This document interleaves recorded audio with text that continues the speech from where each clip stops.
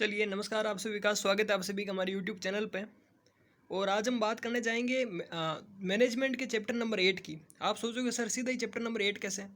देखो, मैंने अभी डिसाइड किया है कि जिस चैप्टर में जो क्वेश्चन आएगा हम खाली उन्हीं क्वेश्चन को डील करेंगे, क्योंकि हमारे पास में टाइम थोड़ा कम ही है।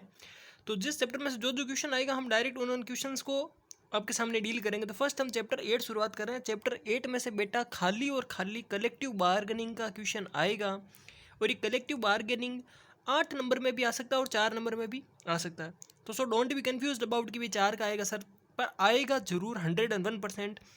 8 नंबर की तैयारी कर रहे हो आप इस क्वेश्चन में, तो सोच लेना अगर आपको पास होना है तो 8 नंबर लाना है। अब टाइम आप, अगर ये 40 मिनट वीडियो चले तो आप 40 मिनट देखना, 20 मिनट चले तो 20 मिनट देखना, बट समझना जरूर, एक बार लिख लेना इसको, क्योंकि ऐसे नोट्स आपको कहीं नहीं मिलने वाले, मैं आपको पहले बोल रहा हूँ। और नोट्स खरीदने के लिए आप हमें मैसेज कर सकते हैं 9636591860 व्हाट्सएप पे, ठीक है। ऐसे नोट्स आपको कहीं नहीं मिलने वाला, बहुत ज़्यादा मेहनत करके, बहुत ज़्यादा इजी लैंग्वेज में हमने मैनेजमेंट को बनाया है, ठीक है। आप ट्राई कर लेना खुद भी देख करके। शुरू करें, चलो आओ। कलेक्टिव बार्गेनिंग क्या है, इसको एक्सप्लेन में डिटेल में आपको बताना है। Collective bargaining is the process in which the representative of a labour organisation and the representative of the business organisation meet and attempt to negotiate a contract और agreement. क्या बोला मैंने कि सर कलेक्टिव बार्गेनिंग एक वह प्रक्रिया है जिस प्रक्रिया के अंदर रिप्रेजेंटेटिव ऑफ लेबर ऑर्गेनाइजेशन, यानी कि जो लेबर है, मजदूर संगठन जो है। अभी मजदूर का मतलब वो मत समझना, अगर फैक्ट्री है तो मजदूर, अगर हॉस्पिटल है तो नर्सिंग स्टाफ, या फिर अगर ओटी वाला है तो ओटी स्टाफ, वो क्या हो गए मजदूर। लेबर का मतलब आप वो मत समझना कि वो वाला मजदूर है, ठीक है। Of the labour organisation and the representative of a business organisation. और जिनका बिजनेस है, मान लीजिए अगर प्राइवेट हॉस्पिटल है तो प्राइवेट हॉस्पिटल की अथॉरिटी हो गई, अगर कोई मोटा मॉल वगैरह है तो उन मॉल के जो मालिक है वो हो गए। उन दोनों के बीच में मोल भाव होना, कॉन्ट्रैक्ट होना और एग्रीमेंट होना, इसी को हम कहते हैं कलेक्टिव बार्गेनिंग। तो सर कलेक्टिव बार्गेनिंग एक वह प्रक्रिया है जिसके अंदर representative of a labour organisation and representative of a business organisation मिलते हैं और अटेम्प्ट ए नियोगेशन, ठीक है, मोल भाव करते हैं, एग्रीमेंट करते हैं और कॉन्ट्रैक्ट करते हैं। इस प्रक्रिया को कलेक्टिव बार्गेनिंग कहते हैं। ये नेगोशिएट है, मैं बार बार आज पता नहीं इस वर्ड को कैसे कंफ्यूज हो रहा हूँ। नेगोशिएट है बेटा, ठीक है। बात करते हैं इसके उद्देश्य की कि कलेक्टिव बार्गेनिंग क्यों जरूरी है। भाई क्यों जरूरी है कि किसी लेबर ऑर्गेनाइजेशन का रिप्रेजेंटेटिव, यानी कहते हैं ना मजदूर संगठन का प्रतिनिधित्व करने वाला व्यक्ति, है ना, वो होता है ना कि भाई मैं तो वो नेता हूँ, किसका नेता हूँ, बेरोजगारों का नेता हूँ, और दूसरा सरकार के नेता। अब देखें ऑब्जेक्टिव क्या होती है कलेक्टिव बार्गेनिंग के, कि सर मोल भाव करना क्यों जरूरी है। बेटा सीधा सिंपल समझा रहा हूँ, इसका मतलब होता है कलेक्टिव बार्गेनिंग मतलब समझ लो मेरी इंस्टीट्यूशन है, ठीक है, मेरा अकेडमी है, तो मैं हो गया बेटा बिजनेस रिप्रेजेंटेटिव। मैं कौन हो गया, बिजनेस रिप्रेजेंटेटिव। और मेरे साथ में कुछ काम करने वाले एम्प्लॉयज़ है, चाहे वो कोई 4th क्लास वर्कर हो, चाहे मेरे साथ में कोई काम करने वाले टीचर हो, वो क्या हो गए, लेबर रिप्रेजेंटेटिव। उनमें से एक आदमी आएगा जो होगा लेबर रिप्रेजेंटेटिव। आपको पता है ना, नेता तो हर कोई एक एक बनता ही बनता है, तो आपको नेता मिलेगा ना, वो मुझसे आकर के क्या करेगा, बातचीत करेगा, तो हम दोनों की बातचीत होगी और साथ में कुछ एग्रीमेंट होगा किसी भी चीज़ को लेकर के, वो क्या कहलाता है, कलेक्टिव बार्गेनिंग। अब भी समझ में नहीं आया तो बेटा, ठीक है, बात करें उद्देश्य क्या है इसका, to provide an opportunity to the workers to voice. ये जो कलेक्टिव बार्गेनिंग है वो उन वर्कर्स की आवाज़ है, उन वर्कर्स को बोलती है कि आप आवाज़ उठाओ। अगर कलेक्टिव बार्गेनिंग नहीं होती तो वर्कर्स की आवाज़ दबी हुई रहती, मजदूरों की आवाज़ कभी दबी हुई नहीं रहती, मजदूर आवाज़ उठाते हैं और मालिक को झुकना पड़ता है। To reaching a solution that is acceptable. इस प्रक्रिया के द्वारा हम एक उस निर्णय पे पहुंच जाते हैं जो क्या होता है, उस सॉल्यूशन पे पहुंच जाते हैं जो कि हमारे लिए मान्य होता है। मान लीजिए आज ही सारे मजदूर राजस्थान के जो बस ड्राइवर हैं वो हड़ताल करते हैं, तो बस ड्राइवर जब हड़ताल करते हैं तो उनमें से एक बस ड्राइवर का नेता होता है कोई भी, जिन्हें हम कहते हैं लेबर रिप्रेजेंटेटिव। वो सरकार के मांगे रखता है कि साहब हमें ये चीज़ें चाहिए। अगर मान लीजिए तो सरकार क्या होगी बेटा, बिजनेस रिप्रेजेंटेटिव। उन दोनों के बीच में क्या होगी, बातें होगी, तो हम क्या कहेंगे, कलेक्टिव बार्गेनिंग। अब उन दोनों की बातों में अगर मान लो कि मजदूर जो हैं बस वाले, वो अगर उनको कुछ चीज़ चाहिए कि भाई सर हमें ये चीज़ें चाहिए, अगर सरकार उनमें बदलाव करती है तो फिर क्या हो जाता है, सॉल्यूशन हो जाता है। और जब सॉल्यूशन होता है तो वो क्या होता है, मान्य नहीं होता। तो जो कलेक्टिव बार्गेनिंग क्यों ज़रूरी है, to reaching a solution that is acceptable, कि ये सरकार या कोई भी वह सॉल्यूशन निकाल दे जो कि क्या एक्सेप्टेबल हो, ठीक है। टू मेंटेन कोऑर्डिनेशन, ताकि क्या हो, कोऑर्डिनेशन बना रहे, आपसी सहयोग बना रहे। टू प्रमोट डेमोक्रेसी, और हाँ, भारत लोकतंत्र देश है, लोगों का है, लोगों के लिए है, तो लोगों के आवाज़ यहाँ पे उठनी चाहिए, लोगों को बोलने का अधिकार है, राइट टू, वो होता ना क्या, लोगों को बोलने का अधिकार है, लोगों को अपना बात कहने का अधिकार है, फ्रीडम ऑफ एक्सप्रेशन है, ठीक है, फ्रीडम ऑफ स्पीच है। टू, ताकि अगर ये रहेगा, लोग अगर मजदूर अपनी आवाज़ उठाएंगे किसी भी मांगों को लेकर के, तो ये क्या हो गया, डेमोक्रेसी हो गई, वरना ये फिर क्या हो जाता। To prevent unilateral action to employees, और ये इसीलिए ज़रूरी है ताकि अगर कोई जो भी है बिजनेस वाला है, जो बिजनेसमैन अगर कोई भी है, तो वो लेबर के ऊपर क्या नहीं करें, अत्याचार ना करें, उन पे कोई भी अपने मन मर्जी का कोई एक्शन उन पे ना थोपे, ठीक है। अभी आपने देखा होगा ना, अभी क्या चल रहा है राजस्थान के अंदर, मेनली जो प्राइवेट स्कूल के जो टीचर हैं, सरकार के डर से उनको सैलरी अलग बता रहे हैं कि भाई तुम्हें इतनी सैलरी मिल रही है, गवर्नमेंट के बराबर सैलरी मिलती है, देते बेचारों को कम है। तो अगर वो आवाज़ उठाएंगे तभी उनकी सैलरी बढ़ेगी, है ना। अब नर्सिंग के अगर फील्ड में भी ले लो, अभी जो CHO वाला चल रहा है, तो CHO वाले क्या कर रहे हैं, आवाज़ उठा रहे हैं, जो भी अगर उनको पेपर लीकेज का कुछ मामला है, तो पोस्टें बढ़वानी है, तो कुछ भी है, तो आवाज़ उठाते हैं और सरकार से बातचीत करते हैं। टू रिसोल्विंग, और नेक्स्ट है to prevent strike and enhance the productivity. अगर आपस में बातचीत हो जाएगी, कलेक्टिव बार्गेनिंग हो जाती है, अगर बैठ करके बातचीत हो जाती है, तो फिर स्ट्राइक करने की, हड़ताल करने की, धरना प्रदर्शन करने की, तोड़फोड़ करने की आवश्यकताएं नहीं पड़ती है।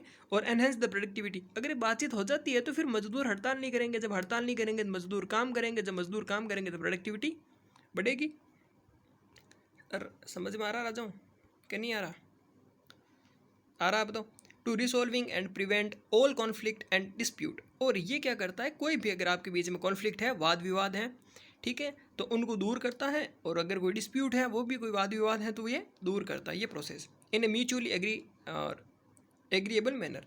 म्यूचुअली मतलब आपसी जो सहमति होती है उस मैनर में। भाई अगर ये कोई मान लीजिए टीचर है जिसको लग रहा है कि मुझे सैलरी कम मिल रही है, मुझे यहाँ पे नहीं पढ़ाना, तो अगर वो सीधा उस कॉलेज के डायरेक्टर से बात करे कि भाई सर मुझे तो मेरी सैलरी बढ़वानी है और आप देख लो, तो अगर वो बढ़ा देता है तो कलेक्टिव बार्गेनिंग हो जाती है उनके बीच में, तो प्रोडक्टिविटी भी बढ़ जाती है और आपसी जो है सहमति बन जाती है, तो ठीक है। To provide stable and peaceful organisation, और इसकी वजह से अपना जो ऑर्गेनाइजेशन होता है वो स्टेबल रहता है, ठीक है, दाग लांछन वगैरह नहीं लगता और शांति व्यवस्था बनी रहती है, ठीक है। आई थिंक मैं आपको समझाने में सफल हुआ होऊंगा भाई, मुझे ऐसा लग रहा है। और एक और चीज़ कह दूँ, ये क्वेश्चन बेटा बहुत इजी है या था या मैंने बनाया, आई डोंट नो, आप खुद बताना मुझे मैसेज करके, कमेंट करके कि सर क्या कुछ था, और इसको एज इट इज़ लिख लेना, क्योंकि मैंने इस हिसाब से इसको डिज़ाइन किया है कि ताकि अगर 8 नंबर में आए तो भी आपके पास पूरा कंटेंट रहे कि आप लिख पाएँ।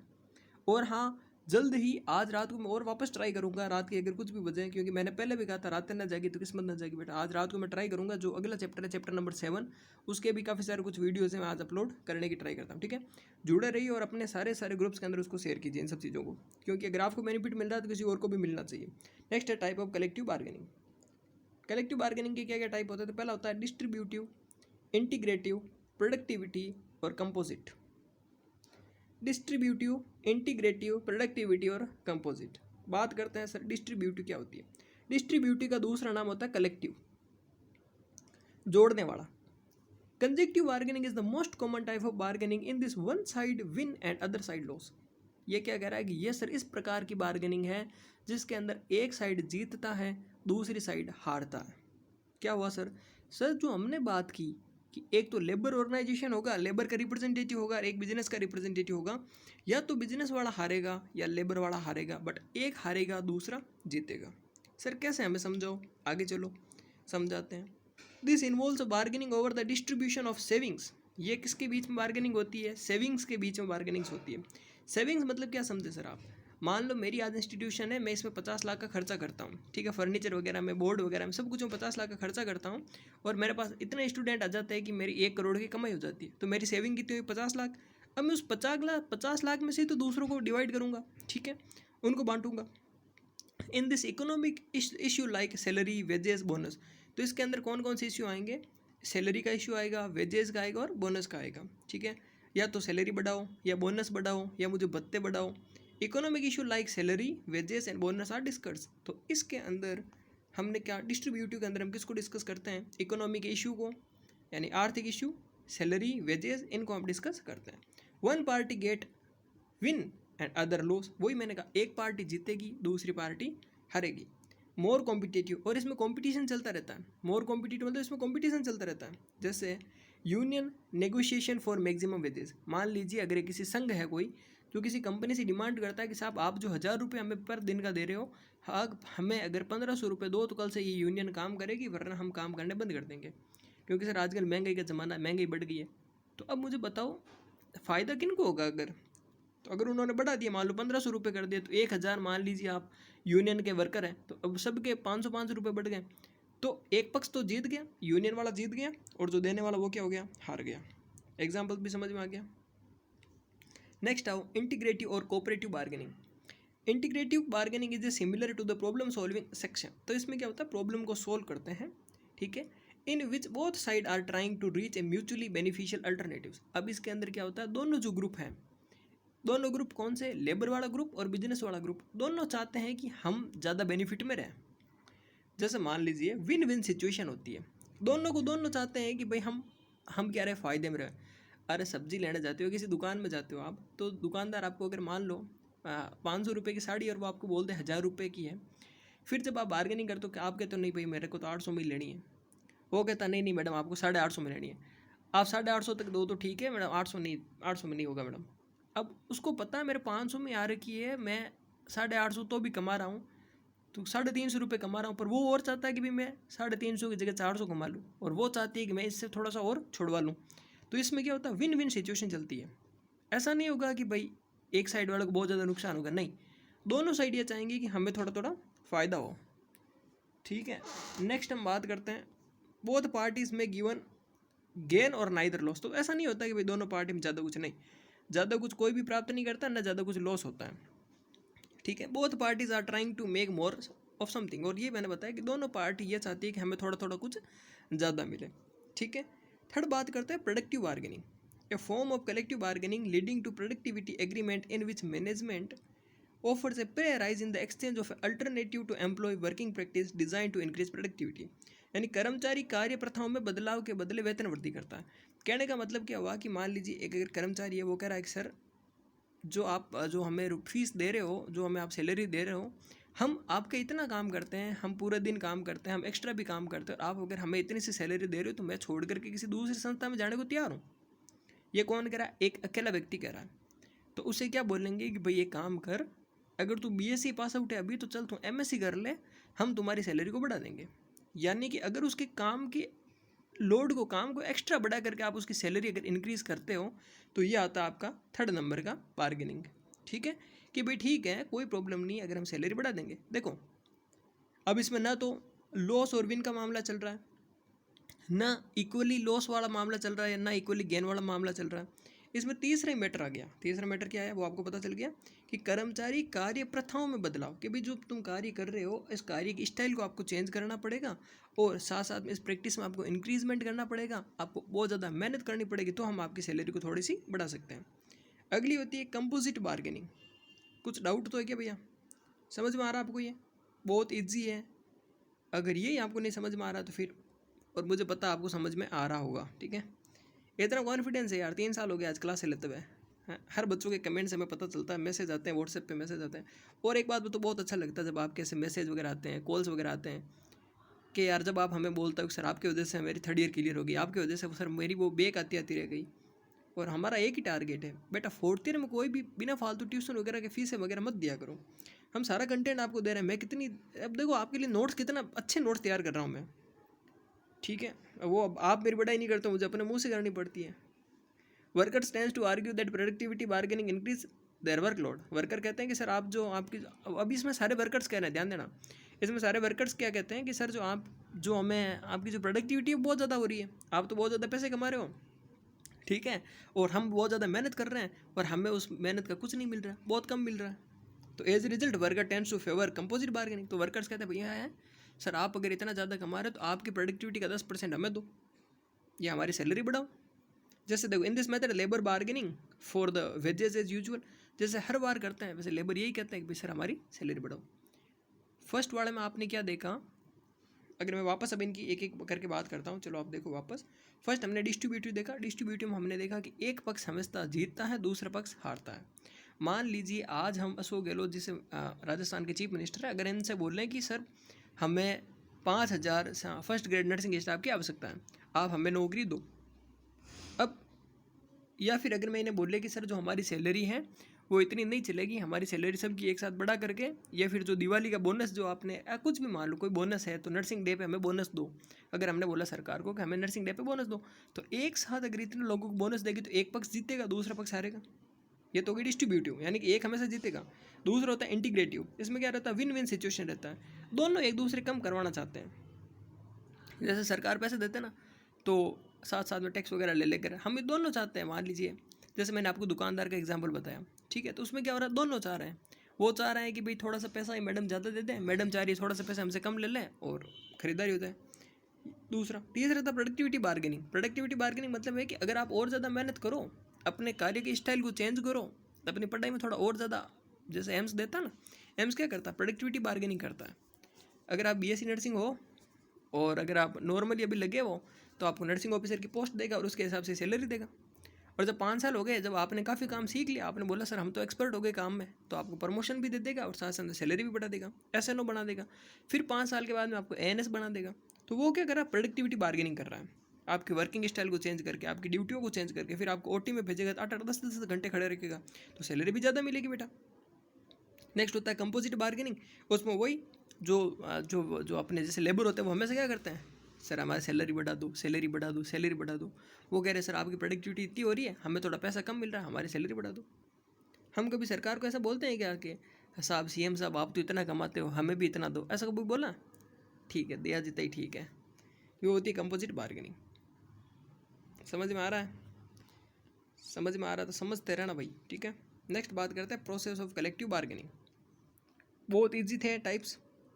और नेक्स्ट है प्रोसेस ऑफ कलेक्टिव बार्गेनिंग की प्रोसेस। पहली होती है preparatory phase, selection of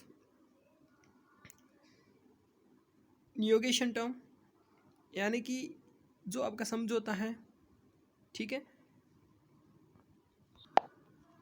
selection of negotiation term, आज पता नहीं क्या हो गया यार, बार बार इसको नेगोशिएशन को आज पता नहीं क्यों अटक रही है, ठीक है भाई। तो नेगोशिएशन टर्म को सेलेक्ट करना मतलब कि किस बात पे आपको समझौता करना है, ये आपको सेलेक्ट करना होता है किसमें, प्रिपरेटरी फेज में। It involve composite of negotiation term.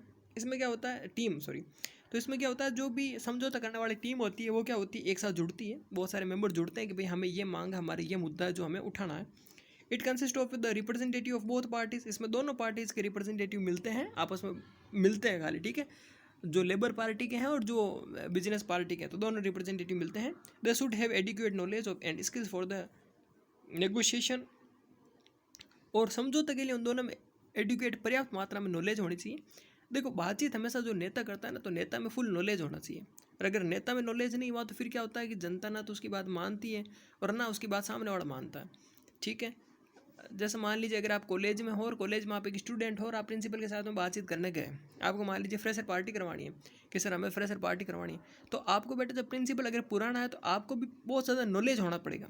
Class के रिप्रेजेंटेटिव बन करके आप चले गए, आपको पता होना पड़ेगा कि पिछली फ्रेशर पार्टी में क्या हुआ था, कितने प्रोग्राम हुए थे, कहीं लड़ाई हुड़दंग तो नहीं हुई थी, कहीं उस वजह से तो रोक नहीं लगी थी, हमारे कॉलेज में कितने सालों से फ्रेशर पार्टियाँ चल रही है, कैसे हो रही है, कौन फंड दे रहा है, कितने रुपए बच्चों से ले रहे हैं। अगर ये सब चीज़ पता है, यानी आपको नॉलेज है, स्किल है, तब तो आप समझौता कराने के लिए जा सकते हो। और अगर पता ही नहीं है तो फिर आपको जो प्रिंसिपल गोलियाँ देगा आप उस गोलियाँ को लेकर के आ जाओगे और हो सकता है आपकी बेइज्जती भी कर दें कि पता नहीं क्या पिछली बार क्या हुआ था।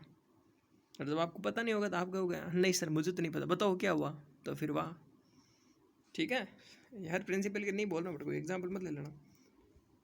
नेक्स्ट आओ, नेक्स्ट बात करते हैं डिस्कशन फेज। इलीगली आपने यहाँ से लिख सकते हो आप, है ना, यहाँ पे पॉज करके आप वापस लिख लेना, ये प्रिपरेटरी फेज का। नेक्स्ट है discussion phase. Decide and appropriate time and the set A proper climate for negotiation. क्या होता है कि इसमें इसमें हम करते हैं कि अप्रोप्रिएट टाइम सेलेक्ट करते हैं कि भाई इस दिन हमें समझौता करना है। वो होता है ना कि भाई इस दिन हम, सरकार टाइम देती है कि भाई ठीक है इस दिन आ जाना, इस दिन हम बैठ करके बातचीत करेंगे, या फिर सरकार के कोई अफसर होंगे वो हमें टाइम देंगे, भाई इस दिन आ जाना, इस दिन बैठ कर हम बातचीत करेंगे। तो इसमें क्या होता है कि अप्रोप्रिएट जो टाइम है वो प्रॉपर जो क्लाइमेट है वो सेट किया जाता है कि भाई हम समझौता आज यहाँ पे बैठ के करेंगे। मेंटेनेंस, और आपके जैसे कॉलेज में भी होता है, कोई टीचर अगर नाराज़ हो जाए, वो बोल रहे मेरी सैलरी बढ़ाओ और चला जाता है, तो उसको फ़ोन करके बुलाते भाई इस दिन आप आ जाना और उस मीटिंग के अंदर आ जाना, हम बातचीत कर लेंगे। Maintenance of mutual trust and understanding, इस बीच में क्या करते हैं, आपसी विश्वास जनरेट करते हैं, आपसी। वो भी बोलता है कि साहब देखो मैंने आपकी कंपनी के लिए कितना कुछ किया नहीं किया है, कितना दिन में आया, आपका मैं विश्वसनीय बना रहा था, उस ये धोखा हुआ, मैंने आपको ये सारी चीज़ें बताई थी। तो म्यूचुअल ट्रस्ट डेवलप करता है और आपस में जो समझदारी की बातचीत करते हैं। ऐसा थोड़ी होता है गाड़ी गलौज करके बात करें, समझदारी से बातचीत करते हैं, उनकी बात को सुनते हैं, ठीक है। Involve in the active listening, उनकी बात को सुनते हैं कि भाई आपकी समस्याओं का समाधान क्यों नहीं हुआ था, क्या क्या कारण आ गए थे, क्या अड़चनें आ गई थी, उस टाइम ऐसा कुछ हुआ था क्या। जैसे अभी 80-20 का है, तो अभी 80-20 में क्या कुछ हुआ, अभी वो फैसला क्यों नहीं हुआ, तो ये सारी बातें जब सुनते हैं वापस कि भाई क्यों नहीं हुआ फैसला, इस बार वाला क्यों टल गया, अगला फैसला कब आएगा, ठीक है। आस्किंग क्वेश्चंस, हम क्वेश्चंस पूछते हैं, ऑब्जर्वेशन करते हैं और समराइजिंग करते हैं डिसीजन को, ठीक है। पिछला क्या क्या डिसीजन था, क्या कुछ था, क्या कुछ ऑब्जर्वेशन है, वो बोलता है सर आप मेरी मार्कशीट चेक कर सकते हो, मान लो अगर कोई कंपनी बनाया तो, ठीक है सर आप मेरे नंबर्स देख सकते हो। बहुत सारा होता है ना कि भाई सर आप मेरे इतना टैलेंट देख सकते हो, मैंने इतने OT के केस करवा दिए, मैंने वो करा दिए, तो सारी चीज़ें वो बताता है, वो भी ऑब्जर्वाइज करता है, वो एक्टिवली सुनता है, और जब उसे लगता है कि भाई हाँ समझौता अपना हिसाब का है तो वो कर देता है। आप भी बोलोगे यार सर कभी कोई एग्जांपल देते हैं, कभी कोई एग्जांपल देते हैं। हमारा मेन टारगेट है आप जिस मतलब से समझो आपको वो समझाना है, ठीक है। थर्ड होता है proposal phase. This phase could be described as brainstorming. अच्छा, the exchange of message take place and opinion of both the parties, तो इस दोनों पार्टीज के मैसेजेस एक दूसरे के साथ में एक्सचेंज होते हैं और ओपिनियन भी क्या होते हैं, एक्सचेंज होते हैं, ठीक है। Initial opening of statement, possible alternative opinion to the resolve the issue by both parties. दोनों पार्टी पॉसिबल अल्टरनेटिव ढूंढती है कि देखो भाई हमें आपको रखना भी है, इतनी सैलरी भी नहीं देनी, इतनी मांगे भी नहीं मांगनी है, तो ऐसा है कि भाई हम मुझे जो जो लगता है कि मैं ये मेरी जो अल्टरनेटिव्स है ना कुछ भाई कि आप ऐसा ऐसा कर लो। मान लो एक टीचर कह रहा है कि सर मेरे जो आप 6 पीरियड की जगह 4 पीरियड करो और जो मेरी 40,000 की जगह सैलरी 60,000 करो, तो फिर क्या करते हैं अल्टरनेटिव बैठाते हैं कि भाई देखो 60,000 तो नहीं हो सकती, 50,000 तक कर देते हैं और आपको पीरियड 6 की जगह 5 रख देते हैं। तो फिर दोनों ही खींचतान करते हैं, वो विन विन वाली बातें चलती रहती है इसमें, ठीक है। चौथा होता है बेटा बार्गेनिंग फेज। अब इसमें क्या होगा कि जब दोनों पार्टी ने अपने अपने प्रपोजल और अपने अपने बता दिए, तो फिर क्या होता है कि बहुत party win alone in the following, तो दोनों प्रॉब्लम को सोल्व करते हैं और प्रपोजल को देखते हैं कि अगर उन्हें स्वीकार करना तो प्रपोजल को एक्सेप्ट करेंगे, और अगर प्रॉब्लम को सोल्व होती है तो सोल्व करने की कोशिश करते हैं। नेक्स्ट होता है settlement phase. This phase is described as consisting of effective joint implementation of the agreement through shared visions plannings agreement on common decision.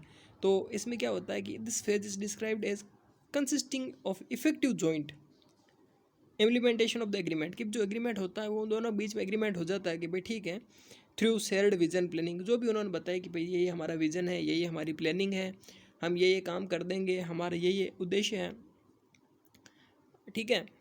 तो उन दोनों के बीच में फिर एक कॉमन किसी भी बात को लेकर के भाई कि हाँ इस जगह पे हम समझौता करके उन दोनों के बीच में एग्रीमेंट हो जाता है, ठीक है। नेक्स्ट होता है फॉर्मलाइजिंग एग्रीमेंट। तो फर्स्ट होता है ड्राफ्टिंग ऑफ एग्रीमेंट, यानी कि आफ्टर गुड फेथ बार्गेनिंग, कि जब विश्वसनीय बार्गेनिंग हो जाती है कि भाई ठीक है हमारा समझौता हो गया है।